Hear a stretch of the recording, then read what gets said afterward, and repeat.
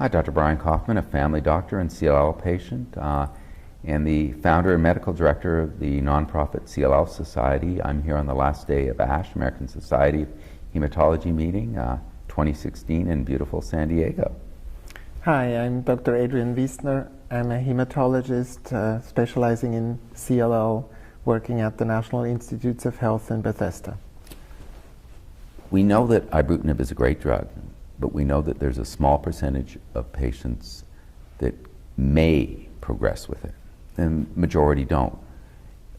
We've developed some ways to figure out who those patients are and to be a little more vigilant looking for those patients. Can you give us a sense of who is higher risk for eventually developing resistance to ibrutinib?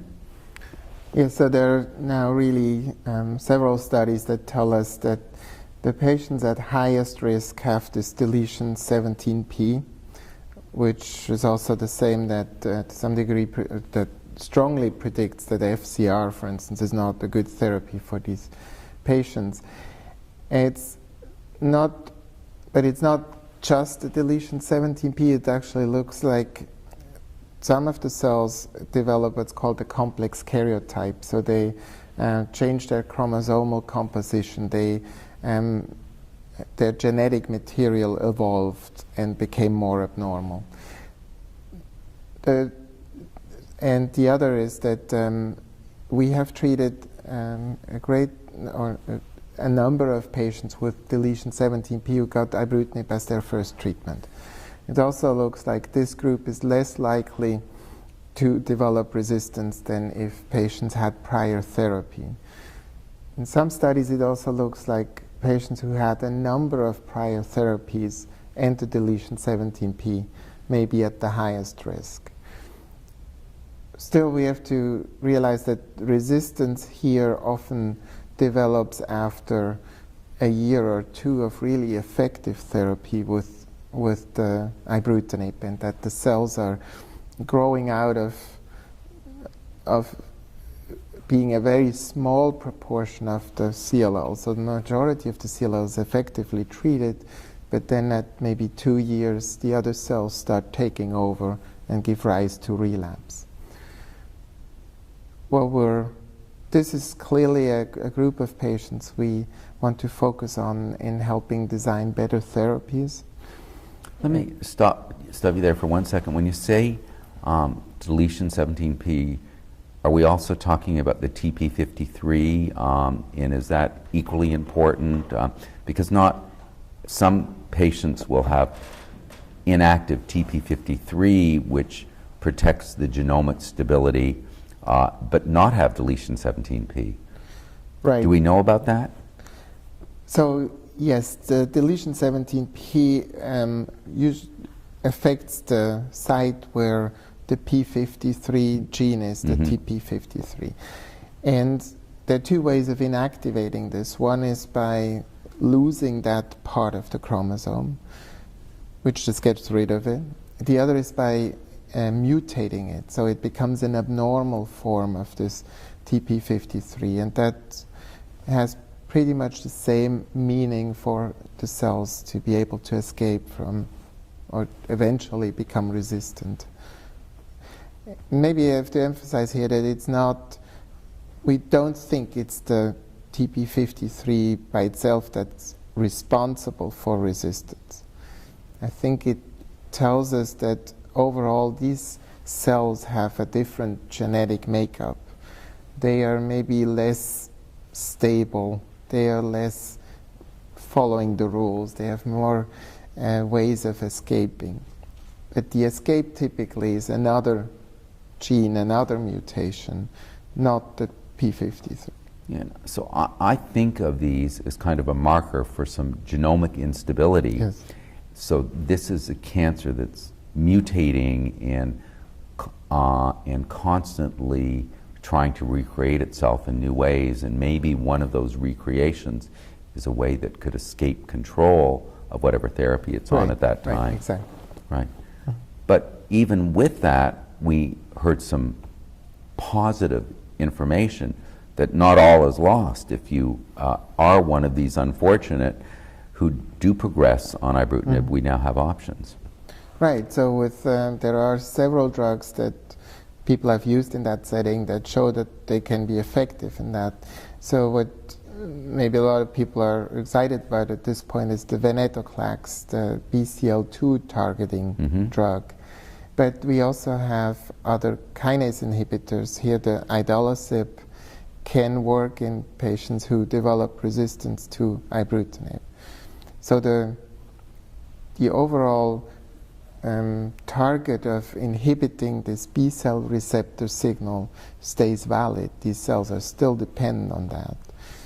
It's just that they have a selective resistance to ibrutinib, maybe in general to BTK inhibitors.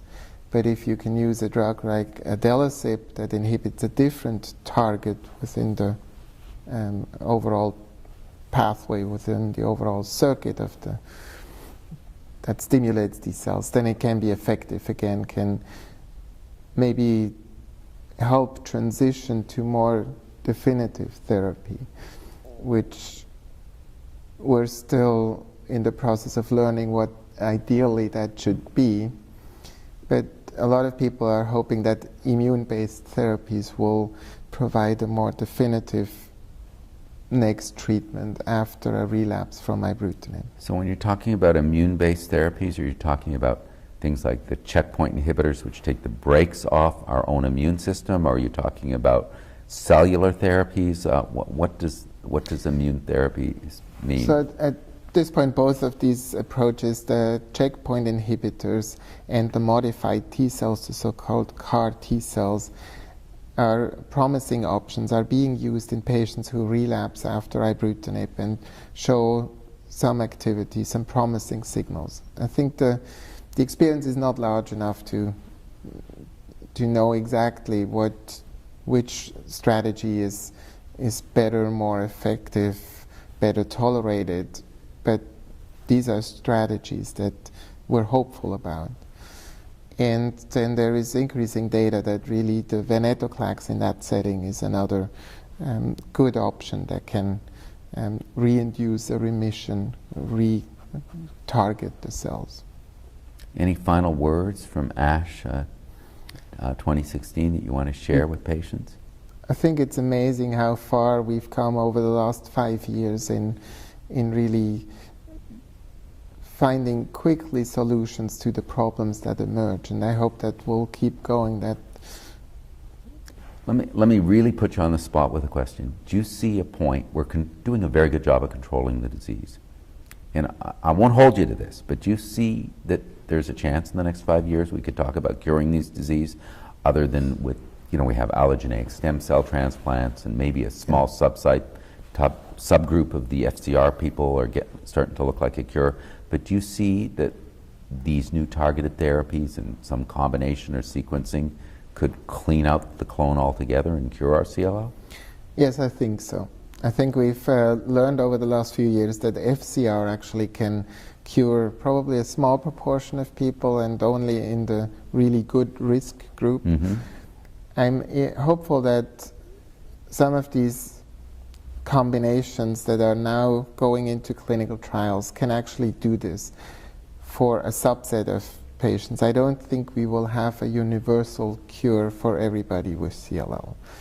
But I would also say that we may not need that for everybody. There is also a concept of functional cure, in the sense that, yes, we know that from the watch and wait period, right? A lot of people during the watch and wait period are asymptomatic, feel good. We also know that some patients with CLL never need treatment and don't have complications of the disease. So I don't know if we need to say that cure is, what we absolutely need to achieve. I think quality of life, avoidance of complications from the CLL, and the treatment may be equally important. I like the way you think, Dr. Wiestner. Thanks so much. Thanks for your time. Thank you. Thank you.